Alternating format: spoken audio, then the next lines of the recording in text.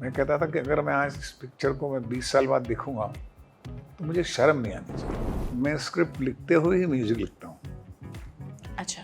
जब मैं स्क्रिप्ट लिख रहा होता हूँ तो उसमें फिल्म का पिक्चराइजेशन कैसे होगा, स्क्रीन पे कैसे आएगा, उसके गाने का बहाव कैसे होगा, गाने के तकरीबन तकरीबन ख्याल या बोल कैसे होंगे, वो लिख देता हूँ मैं उसमें। ताल वो पहली फिल्म बनी थी जिसका इंश्योरेंस लिया गया था।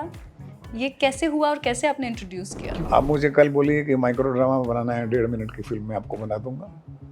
आप मुझे बोलिए डिजिटल बनाना है, मैं बना दूंगा, क्योंकि मुझे कहानी सुनानी आती है और मुझे ह्यूमन इमोशंस मालूम है और मैं लोगों को जानता हूँ। नहीं तो जितना गोल्डन पीरियड आर.डी. बर्मन ने देखा है किसी ने नहीं देखा है।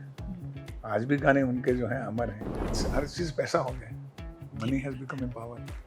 पहले work was a power, talent was a power. मैं किसी दिल्ली में या बेंगलोर में किसी घर में जाता हूँ तो अपने 6 साल बच्चे को मिलाते हैं, 6 साल कि बेटा देखो ये पियानो बजाता है और ये आपके कर्ज की ट्यून बजाता है। ओह, तो वो मुझे इंट्रोड्यूस करते हैं कि उसका नाम लेके कि ये कर्ज अंकल है। कर्ज अंकल। रेडियो नशा। ऐसे कई सारे फिल्म मेकर्स आए जिन्होंने हमें मूवीज दी, लेकिन ऐसे बहुत ही कम फिल्म मेकर्स बने जिन्होंने हमें मेमोरीज दी। और आज मैं ऐसे ही एक वन ऑफ माय आइडल्स के साथ में हूँ, who has not just given us blockbusters but also benchmarks in Indian cinema. Hi, मैं हूँ रंगीली रुचि आपके साथ ऑन रेडियो नशा एंड आई हैव, मैं कह के रहूंगी चाहे आपको कितना मैं हूँ नापसंद हो, सुभाष घाई, इनसे पहले द शोमैन हिमसेल्फ। शोमैन कुछ नहीं, हम सुभाष घाई। Subhash ji, thank you so much मुझसे मिलने के लिए, मुझसे बात करने के लिए। कैसे हैं आप, ये बताइए? मैं बहुत अच्छा हूँ, सिर्फ मेरी आवाज़ में थोड़ा सा फर्क है। पर हमें और अच्छा लग रहा है, रूहानी लग रही है हमें ये आवाज़। मुझे लगा शायद आप कहेंगे सुहानी लग रही है। सुहानी भी लग रही है हमें ये आवाज़। आज हम यहाँ पर आपके साथ में मिलने के लिए आए for a very special reason, and that is because the year 2025 marks 45 years of कर्ज। जी। एक ऐसी फिल्म जो कि आपका कर्ज है इंडियन सिनेमा पर और फैंस पर, ऑडियंस पर, कि आपने इतनी आइकॉनिक एक फिल्म दी है जिसको आज तक भी हम देखते हैं, पसंद करते हैं, प्यार करते हैं, कॉपी करने की भी कोशिश करते हैं। How do you feel about it? जब आप फिल्म बना रहे होते हैं उस वक्त आपको 2 बातें ध्यान में रखनी पड़ती हैं। मेरी खास आदत थी शुरू से कि जो भी मैं काम करूं उसकी डिटेलिंग में बहुत करूं। जी। और 90s 80s 78 में ऐसा ज़माना था कि लोगों ने हताश होकर डिटेलिंग करना छोड़ दिया था, अच्छा। क्योंकि सिनेमा हॉल में साउंड नहीं अच्छी थी, प्रोजेक्शन नहीं अच्छा आता था, जो वो चाहते थे शूट करते थे वो ऐसा इफेक्ट आता नहीं था। कैमरास नहीं थे, इतनी अच्छी लाइट्स नहीं थी, सिनेमा हॉल भी अच्छे नहीं थे। लेकिन मैंने जब कर्ज फिल्म बनाई तो मैं बहुत दिल से, आत्मा से कि इसकी हर चीज़ जो है निपुण होनी चाहिए। तो मेरे असिस्टेंट कभी पूछते थे आप इस क्यों इतनी मेहनत कर रहे हैं, इतना लंबा लाइट है वहाँ ये ऐसा है, उसका ये आजकल कहाँ ऐसे, आपका सब्जेक्ट अच्छा है, म्यूज़िक अच्छा है। मैं कहता था कि अगर मैं आज इस पिक्चर को मैं 20 साल बाद देखूंगा तो मुझे शर्म नहीं आनी चाहिए। वाओ! और हम 45 साल बाद भी इस फिल्म को देख रहे हैं और गर्व आज महसूस मुझे कर सुन रहे के अच्छा लगता है कि 45 साल हो गया रहा उसकी बात कर रहे हैं आप। आप सोचिए उस वक्त मैंने यही कहा था कि पिक्चर ऐसी बनाओ जो लाइफ लॉन्ग भी आपके बच्चे भी देखें तो उनका चल होने लगे कि अपने ज़माने की अच्छी फिल्म है।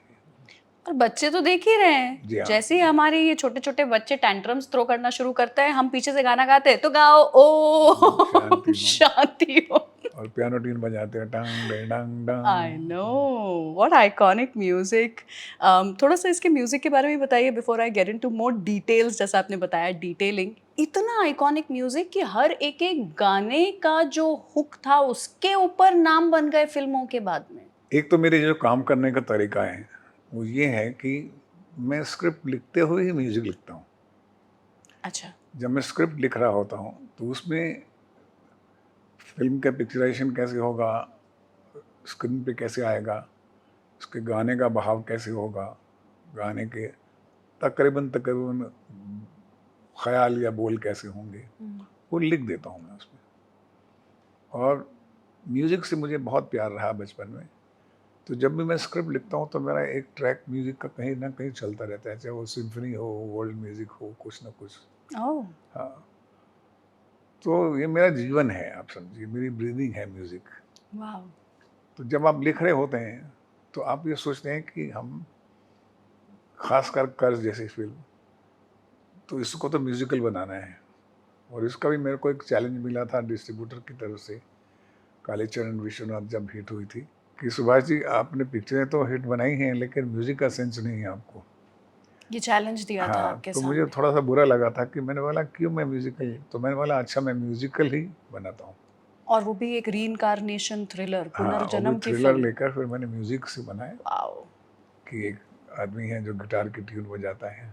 और फिर ये पूरी कहानी जो लिखने के बाद, स्क्रिप्ट लिखने के बाद मैंने लक्ष्मीकांत प्यारेलाल जी के पास गया, ये पूरी कहानी डिटेल में सुन लीजिए। और उनको बहुत अच्छी लगी। मैंने बोला देखिए, मुझे बहुत से लोगों ने कहा है कि ये फिल्म तुम्हारी पॉप सिंगर की है, मॉडर्न फिल्म है उस टाइम की। तो लक्ष्मीकांत प्यारेलाल जो हैं वो देसी म्यूज़िक बनाने में मास्टर्स हैं, लेकिन पॉप म्यूज़िक, मॉडर्न म्यूज़िक बनाने में R.D. बर्मन ज़्यादा अच्छे हैं। बिल्कुल। या मानते हैं, उस वक्त भी लोग कहते थे। तो मैंने बोला इसीलिए तो मैं लक्ष्मीकांत प्यारेलाल जी को ले रहा हूँ, क्योंकि आप इसको चैलेंज दे रहे हैं। तो मैंने उनसे कहा कि लोग ऐसे चैलेंज देते हैं, तो इसमें हम लोग मॉडर्न म्यूज़िक का टोन रखेंगे। और आप देखिए कितने अच्छे तरीके से लक्ष्मीकांत प्यारेलाल जी ने निभाया। इवन जो पहला गाना था दर्द दिल दर्द जिगर, अगर उसको आप ध्यान से देखें तो एक गज़ल टाइप का गाना, सही बात है। आशिक बनाया आपने मैं तो शायर था। तो उसको प्यारे जी ने जो रूप दिया है, आप देख सकते हैं उस गाने में, वहीं से उसका नोट्स पकड़ा गया। उसकी जो ट्यून थी, जो गिटार पीस बनाया उन्होंने, टंग डिंग डंग डंग टंग डिंग डंग डंग टंग डिंग डंग डंग डंग, है ना। तो वहाँ से मुझे लगा कि अब ये फिल्म जो है इसी बहाव में, देखिए फिल्मों की कहानियाँ, हम ड्रामा पे बहुत जोर देते हैं, देना भी चाहिए, लेकिन हमारे जितने भी क्लासिक वर्क हुए वो काव्य में हुए। रामायण, महाभारत, कालिदासा, धृतवाक्यम, बिल्कुल। सब काव्य में कहे गए हैं, वो म्यूजिकली कहे हैं। We are epical people. तो ये बहुत ज़रूरी होता है कि सिनेमा भी हमारा म्यूजिकल है। इंडियन म्यूजिक 5-6 गाने ना हो, 3-4 गाने ना हो तो फिल्म में नहीं लगती। पर ये एसेंस खो नहीं गया है आज? काव्य, कवित और नाट्य, नाट्य है, तो अभी कवित नाटक गया। नाटक हो गया है, इशू बेस्ड हो गए हैं, इसी वो ठीक है। एक अलग अलग दौर पे चले गए हैं लोग, है ना।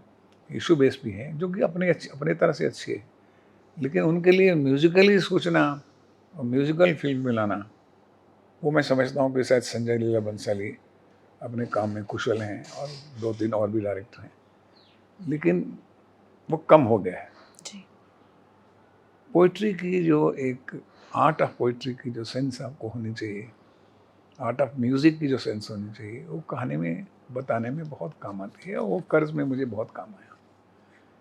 इसीलिए मैंने कर्ज का क्लाइमेक्स गाना भी, पूरी कहानी को मैंने उस गाने में बताया। बिल्कुल सही बात है। इनफैक्ट म्यूजिक ही प्रोवोक भी कर रहा था thoughts, and to think about that also, that there is a certain kind of music जो कि वो थॉट्स लेकर के आ रहा है वापस, वाज ब्यूटीफुल। पर हम कर्ज के बारे में मैं बहुत कुछ आपसे पूछना चाहती हूँ, बट और भी मेरे पास में आपकी जर्नी से जुड़े हुए कुछ सवाल उठे जब मैं सोच रही थी आते हुए, about all the movies that we have watched and we have loved. इतने अलग अलग किस्म के हमने जॉनर्स देखे हैं जिसमें आपने फिल्में बनाई हैं। म्यूजिकल की हम बात ही कर रहे थे, there's been drama, there's been patriotism, there's been so much of romance. तो ये वर्सिटैलिटी दिखाना कॉन्शियस चॉइस रही क्या आपकी, कि एक बॉक्स में सीमित नहीं कर लेना है खुद को इसलिए? विश्व एक बहुत व्यापक, आसमान बहुत बड़ा है, दिन भी है, रात भी है, पहाड़ भी हैं, सागर भी हैं, शाम भी है। तो हर आर्टिस्ट जो होता है वो ईश्वर का एक रूप होता है, और हर आर्टिस्ट की ये इच्छा होती है कि मैं मैक्सिमम हॉराइजन में जाके काम करूं, व्यापक रूप से काम करूं, वर्सटैलिटी से काम करूं। हम एक्टर को पूछिए या म्यूजिक कंपोजर को पूछिए, राइटर को पूछिए, कि मैं तरह तरह के गाने लिख सकता हूँ, तरह तरह की कहानियाँ बता सकता हूँ। इच्छा तो है, अब आता है या नहीं आता है वो बात अलग है। कुछ लोग उसमें लिमिटेशन में फंस जाते हैं कि एक ही कहानी को एक ही तरह की फिल्में, एक ही जॉनर की फिल्में बनाते हैं, क्योंकि उनको पता लग जाता है कि हम दूसरे जॉनर में जाएंगे तो ठीक नहीं है हमारे लिए। हिट फॉर्मूला एक पकड़ लेते हैं, पकड़ लेते हैं और जॉनर भी पकड़ लेते हैं। डर जाते हैं ना फिर। कोई हॉरर बनाते हैं, कोई खाली म्यूजिक बनाते हैं, कोई खाली Correct. ड्रामा, कोई एक्शन बनाते हैं, पीरियड फिल्म जो पीरियड बनाते फिल्म बस। तो मेरा भी वही इच्छा थी कि मैं कालीचरण विश्वनाथ जो हम लोगों ने क्राइम थ्रिलर बनाया था पहले, जी। उसके बाद मेरी इच्छा थी कि मैं म्यूजिकल बनाऊं। फिर मैंने कर्ज बनाई। फिर उसके बाद था कि मैं इसको एक गॉड फादर टाइप की एक फिल्म बनाऊं। ओह। वो मैंने विधाता बनाई। हम्म। फिर उसके बाद था कि मेरे को एक लव स्टोरी बनानी है विद फ्लूट। मैंने हीरो बनाई। क्या बात है। फिर सडनली हुआ कि अभी मुझको एक्शन बनाना है, क्योंकि जो सीरीज मैं बना लेता हूँ ना, वो बनाने के बाद वो जो कृति है उससे मैं दूर हो जाता हूँ। कर लिया ना एक्सप्लोर हाँ कुछ बस, नया। जो कर लिया वो लोगों के लिए है, जी। वो मेरे लिए नहीं है। फिर मैं एक नए तालाब को, नए सागर को ढूंढता हूँ। तो अगर आप देखिए तो उसके बाद फिर मैंने हीरो बनाई। हीरो के बाद फिर मैंने फैमिली ड्रामा बनाया राम लखन। फिर सीधा मैंने सौदागर बनाया जो कि एक एपिकल स्टाइल से फिल्म बनाई। फिर मैं सीधा क्राइम थ्रिलर खलनायक पिक्चर बनाई। फिर मैंने लड़कियों के ऊपर फिल्म बनाई, परदेश, ताल एंड यादें, 3 फिल्में। इसमें एक भी विलन नहीं था। ये तो विलन के बिना कैसे होता है। सिचुएशन विलन थे। तो मेरी आदत भी है कि मैं वो जो फिल्में बना एक आपने कर दिया वो हो गया, उसको आपने दोबारा मत कीजिए। ऐसी मेरी इच्छा रहती है, और ईश्वर की कृपा है कि मैं सफल रहा उसमें, इसलिए हर तरह तरह के जॉनर की फिल्में बनी। अलग अलग तरह के आपने सिर्फ फिल्में ही नहीं बनाई, अलग अलग तरह की चीज़ों से लोगों को इंट्रोड्यूस भी किया, जैसे कि banking and insurance coming into the film industry. ताल वो पहली फिल्म बनी थी जिसका इंश्योरेंस लिया गया था। ये कैसे हुआ और कैसे आपने इंट्रोड्यूस किया? क्योंकि जो फिल्म मेकिंग है वो आर्ट भी है, क्राफ्ट भी है और कॉमर्स भी है। वाओ। ठीक है, तीनों चीज़ें हैं। आर्ट आपकी कला है, क्रिएटिविटी है, और एग्जीक्यूशन जो है आपको, आप प्रोडक्शन है, जैसे आप कैसे बनाते हैं उसको। फिर उसको कॉमर्स है, जब वो मार्केट में जाती है तो मीन्स जो कमर्शियल लोग होते हैं उनकी क्या क्या प्रॉब्लम होती है। फिर हम लोगों ने डिस्ट्रीब्यूटर भी बने, एग्जीबिटर भी बने, इंस्टीट्यूट भी खोला। तो वो कॉमर्स की तरफ भी हमारा ध्यान गया। पहले बैंक लोग, जो बैंक वाले थे, फाइनेंस नहीं करते थे, ये सोच के कि बहुत बड़ा रिस्क है। हम लोगों ने इंट्रोड्यूस कराया बैंकिंग सिस्टम को कि भी फाइनेंस कर सकते हैं आप। फिर हमने इंश्योरेंस की, ताल की, और आज भी मुक्ता पॉलिसी, मुक्ता सिनेमा पॉलिसी के नाम से आपको पॉलिसी मिलती है फिल्म के इंश्योरेंस की। वंडरफुल। जी हाँ। अभी कुछ देर पहले मैं आपसे पूछ रही थी कि कैसे आज के ज़माने में फिल्मों में वो म्यूज़िक नहीं होता। दैट इज़ ऑल्सो बिकॉज आज के ज़माने में फिल्में शायद थिएटर्स तक पहुंच भी नहीं पा रही हैं। OTT का ये जो एक नया पूरा क्रेज़ है, पूरी तरह से इंडस्ट्री को चेंज कर दिया है। आप किस नज़रिए से देखते हैं इसे? Somebody who has had some of the biggest blockbusters in theaters. देखिए, चेंज इज इनएविटेबल। जब सिनेमा नहीं था तब थिएटर थे ना। फिर सिनेमा आया, फिर टीवी आया, फिर डिजिटल आया। तो ये तो आता ही रहेगा, ये तो आता ही रहेगा और हमेशा बदलता रहेगा। AI आया, चैट जीपीटी आया, यूट्यूब आया, छोटी स्क्रीन आई, अभी मोबाइल पे फिल्में बनी, लेकिन आपने कहानी कहने का जो अंदाज है, जो कला है, उसी को आप अप्रिशिएट कर पाएंगे। टेक्नोलॉजी को नहीं अप्रिशिएट कर पाएंगे। Oh, that's true. टेक्नोलॉजी तो एक माध्यम है कि एक फिल्म है, थिएटर है, वो इस कैमरे से शूट किया या उस कैमरे से शूट किया, या क्या AI है। आप कहानी क्या बता रहे हैं, आप सही बात ह्यूमन है। स्टडी क्या है, आपकी ह्यूमन साइकोलॉजी, फिलॉसफी क्या है, वो जो आप चीज़ें बताते हैं वो आपकी अपनी कला है। तो इस नज़रिए से क्या आप वो नहीं हैं शख्स जो ये मानते हैं कि एआई अब सबकी नौकरियां ले लेने वाला नहीं है? नहीं, मैं ये समझता हूँ, सिर्फ एनिमेशन फिल्म आती थी ना, हुँ, बनती थी, मैं अमेरिका में जाता था, हुँ, उनकी आप एनिमेशन फिल्म देखिए, हमें शर्म आती थी कि क्या हम ये फिल्में रुलाते भी हैं, हंसाते भी हैं, डराते भी हैं। 3-3 घंटे की फिल्में बनाते हैं एनिमेशन की और थिएटर में रिलीज़ होती हैं और हम उसके ऑ में हैं। सही बात हम है। तो एक्टरों का सहारा लेते हैं, हम तो बहुत सी चीज़ों का सहारा लेते हैं। तो जो ह्यूमन लाइफ फिल्में हैं, उनसे बेटर एनिमेशन वाली फिल्में हैं। अगर आप देखें तो मैं उनको प्रणाम करता हूँ इस बात से, जो बना पाते हैं कि आप 2 पक्षियों की कहानी बता रहे हैं और आप रुला देते हैं लोगों को। बहुत बहुत गहरी बात है सच फिर में। तो इसी तरह से चेंज तो होता रहेगा।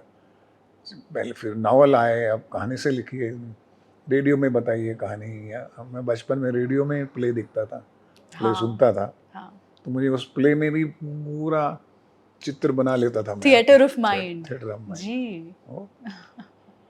वो आता रहेगा। आप मुझे कल बोलिए कि माइक्रो ड्रामा बनाना है, 1.5 मिनट की फिल्म मैं आपको बना दूंगा। आप मुझे बोलिए डिजिटल बनाना है, मैं बना दूंगा। क्योंकि मुझे कहानी सुनानी आती है और मुझे ह्यूमन इमोशंस मालूम है और मैं लोगों को जानता हूँ, उनके दिलों में बसता हूँ, वो मेरे दिल में बसते हैं। ये सबसे बड़ी बात होती है। सो एक एक्चुअली मेन क्राफ्ट और आर्ट जो है वो स्टोरी टेलिंग है। स्टोरी टेलिंग, बाकी सब सिर्फ जरिया है। बाकी सब जरिए चेंज क्या होता बात है। रहेगा।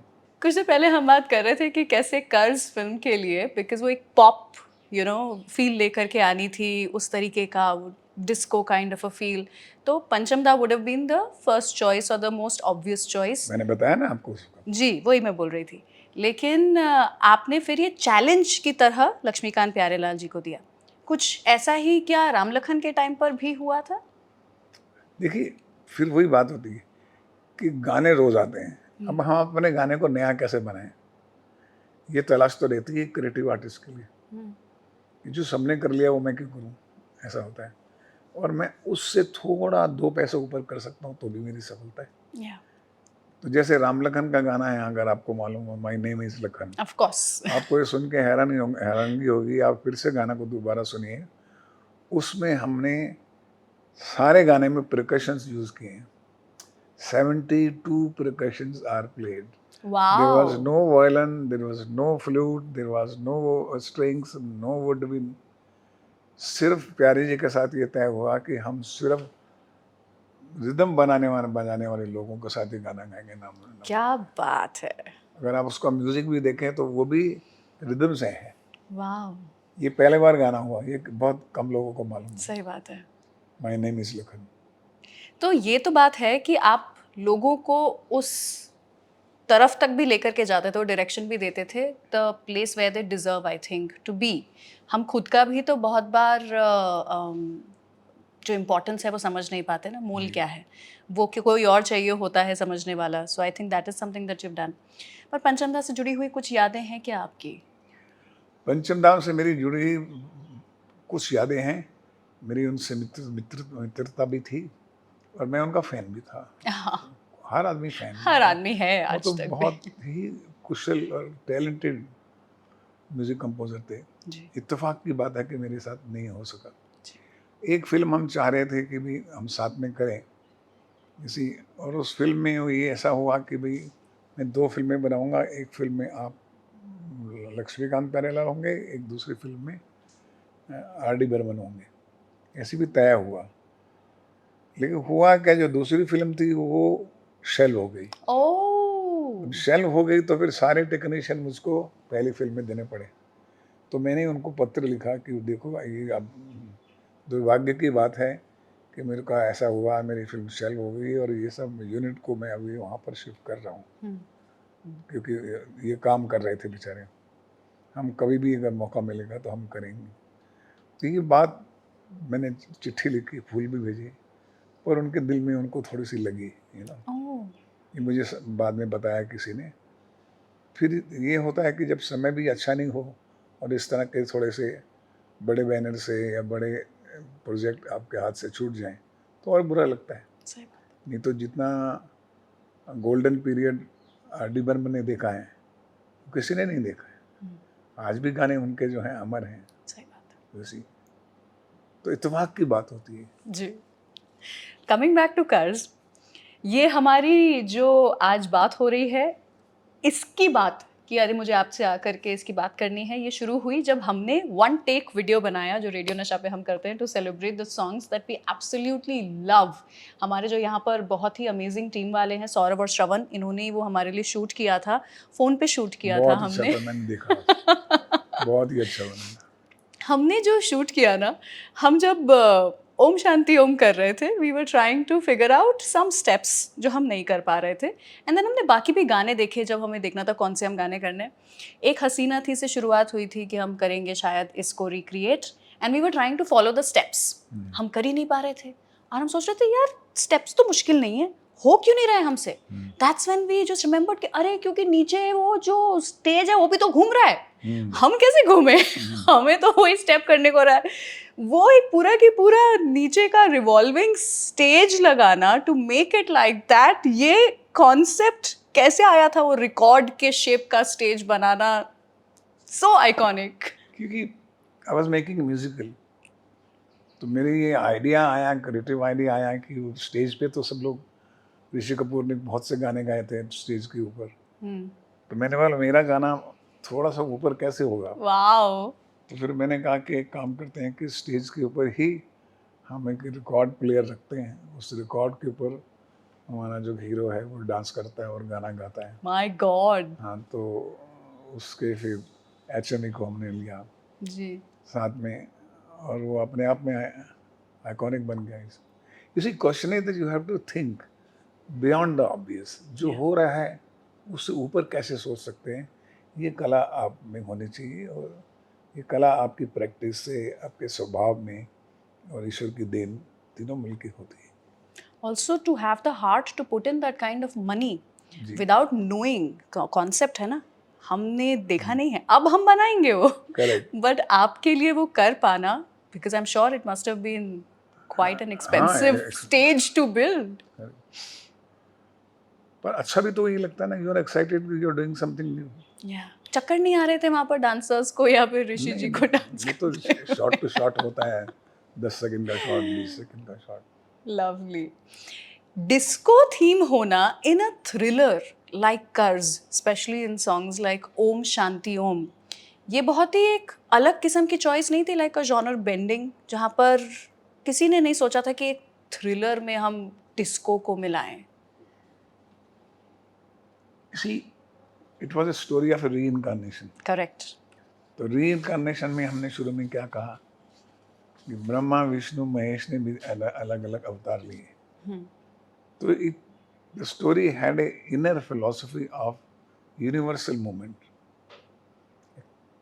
जो ब्रह्मांड में नक्षत्र घूमते हैं उससे तो रीइंकार्नेशन होता है। सही बात है। रीइंकार्नेशन की कहानी है, तो उसमें जो ब्रह्मांड है उसमें हम लोग क्या मानते हैं, ओम शांति।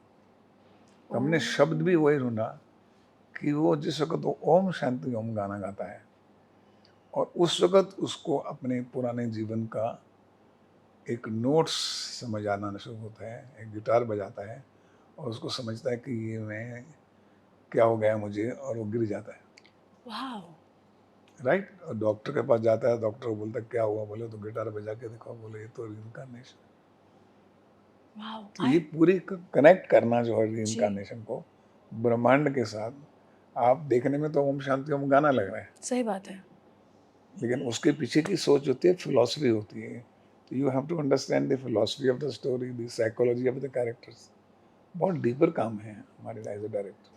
एक और एक हट करके जो आपने चॉइस की थी इस फिल्म के साथ, वो था सिमी ग्रेवाल जी का character, to play somebody with that kind of a poise, elegance, और फिर भी ग्रे शेड में sort of villainous.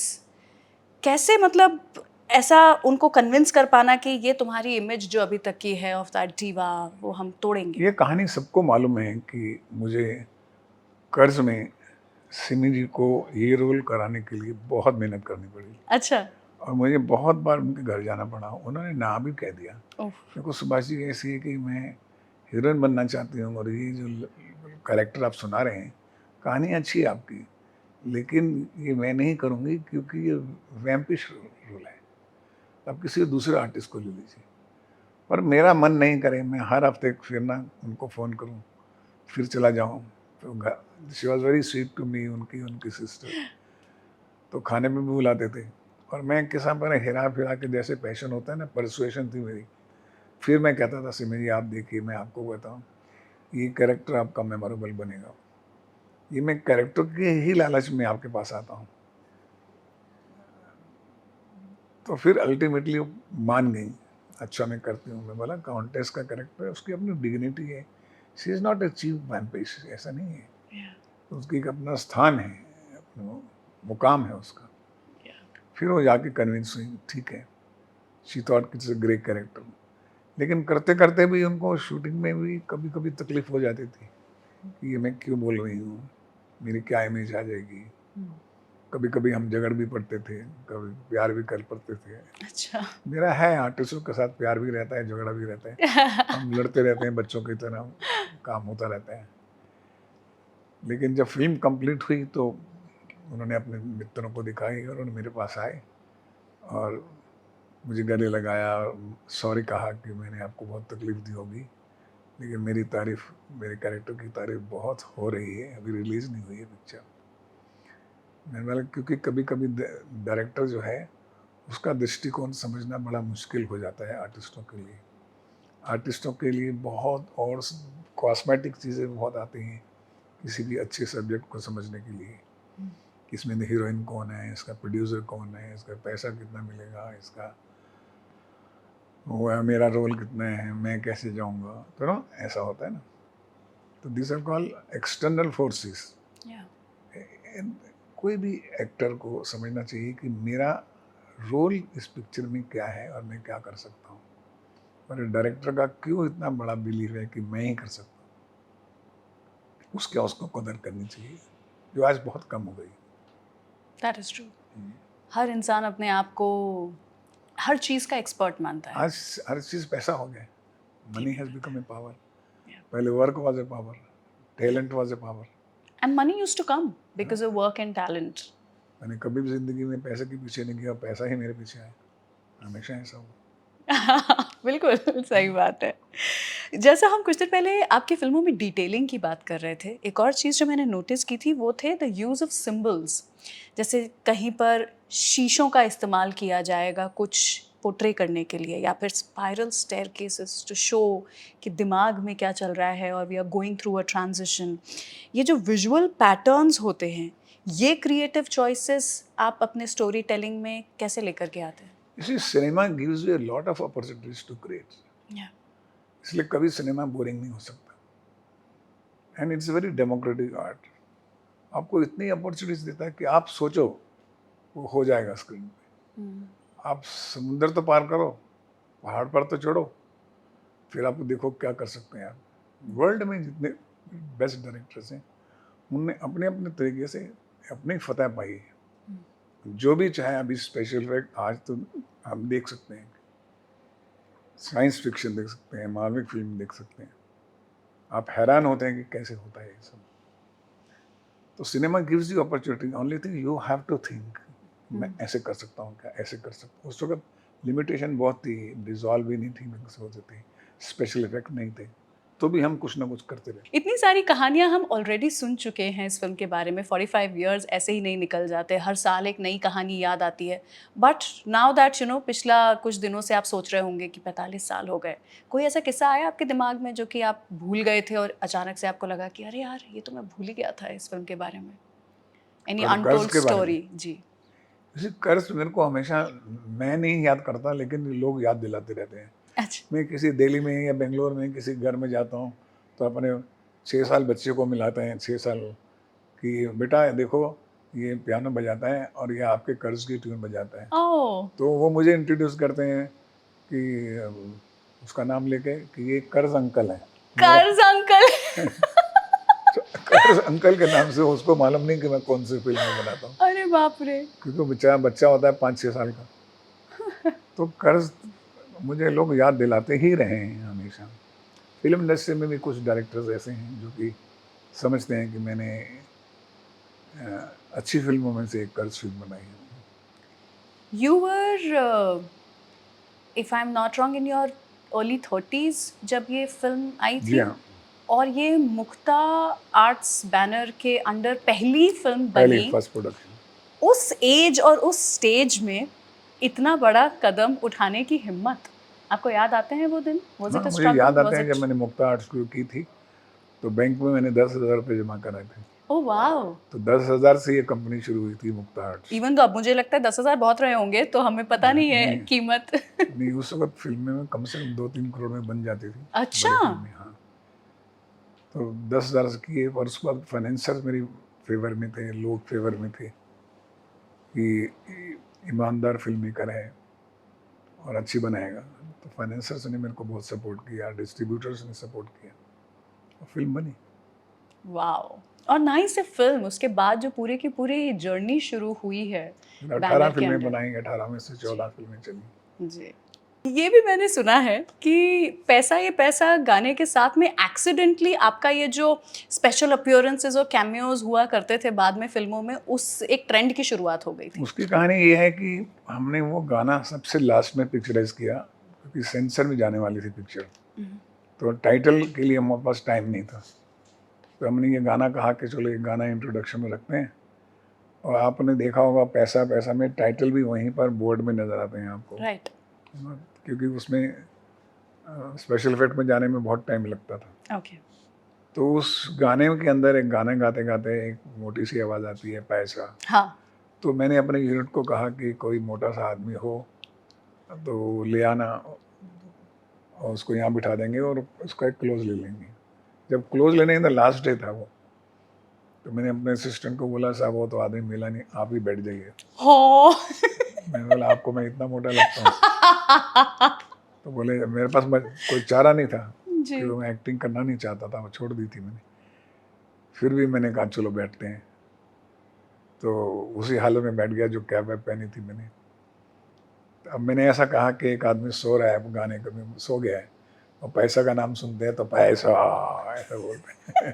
I remember that scene. तो वहां से I think this became your फिर लकी चार्म। फ्लर्टेशन हो गई ऑडियंस के साथ, ऐसा हो गया। So cool. Yeah. And then we started waiting for it. वो यादें में भी जब आता है ना, हाँ। हो के रहेगा, ये तो हाँ। हो के रहेगा। So nice.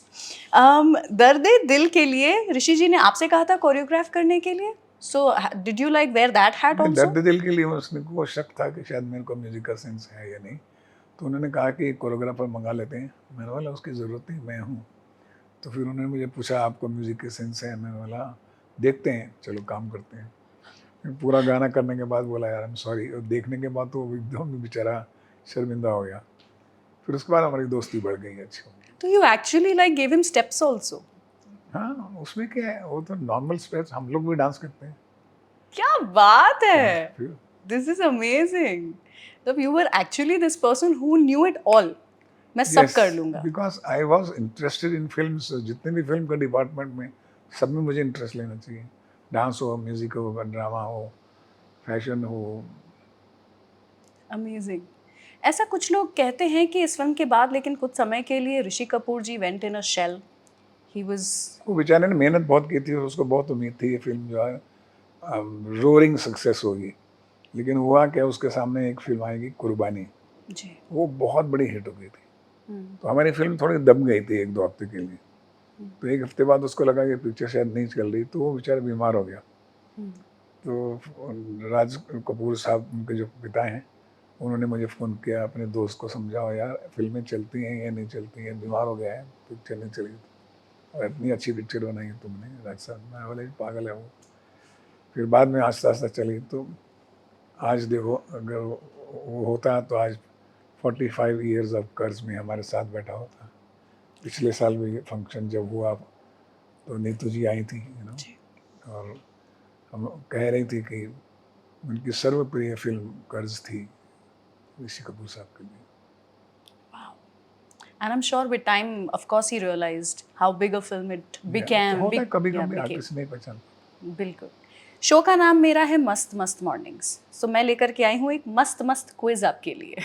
That's what. पर आप सोच, आप तो कह रहे थे ना कि नहीं कुछ एक पूछती हूँ आपसे, देखते हैं आपकी ज़िंदगी के बारे में। कोई एक ऐसा मस्त मस्त गाना जो आप हमेशा गुनगुना उठते हैं? जिंदगी है एक सफर सुहाना, है हाँ, ना? कल क्या हो किसने जाना। कल क्या हो किस क्या बात। जिंदगी एक सफर है सुहाना, कल क्या हो किसने जाना। आपके सेट्स में हम डिटेलिंग की बात कर रहे थे। ऐसा कौन सा सबसे मस्त सेट था जो देखने के बाद आपने खुद भी सोचा कि ये कमाल हो गया? वो सेट था टाल का क्लाइमेक्स, जो ऑडिटोरियम में किया था, जब म्यूजिशियन आए और उसमें हमको पता नहीं था कि क्या करने वाले हैं। जोड़ तोड़ के उस तरफ जितना भी क्रिएटिव काम हो सकता था, उसमें पैसा ज़्यादा नहीं लगा था, लेकिन जब प्रेम से देखा तो लगा कि बहुत कमाल। But it looked so beautiful, one of the best ones. ऐसे कौन से मस्त मस्त एक्टर लेजेंडरी जिन्हें डायरेक्ट करने से पहले आप खुद भी थोड़ा सा सोच में पड़ गए थे कि ओ ही इज टू बिग? उनका नाम था दिलीप कुमार। वाओ। मैंने 3 पिक्चरें की उनके साथ, जी। विधाता, कर्मा, सौदागर। वही एक ऐसे एक्टर थे जो मुझे सरप्राइज देते थे। एक ही टेक को 5 तरीके से कर, एक ही टेक को अगर 5 टेक में कहा, एक ही डायलॉग में अगर 5 तरीके से कहा तो वो कर सकते थे। आपको एडिटिंग में तकलीफ होती थी कि ये भी अच्छा किया, ये भी अच्छा किया, ये भी अच्छा किया, अभी किसको रखो। वाओ। वो सबसे बड़े एक्टिंग के सबसे बड़े इंस्टीट्यूशन दिलीप कुमार ही रहे हैं और रहेंगे हमेशा। और हर डायरेक्टर चाहता है कि ऐसी तकलीफ उनके एक्टर्स उन्हें दें। जी। बस लास्ट मेरा सवाल यही है आपसे कि वो कौन सी सबसे मस्त फिलॉसफी है जो कि सुभाष जी अपनी ज़िंदगी में हमेशा अमल करते हैं उसके ऊपर, and you follow it? I love people, I help people, Yeah, and it makes me happy. that's true. I know about it. Thank you. Thank you so much, Subhash God ji, bless for you. giving me time once again. It means the world to me. Wonderful talking to you. Radio Nasha.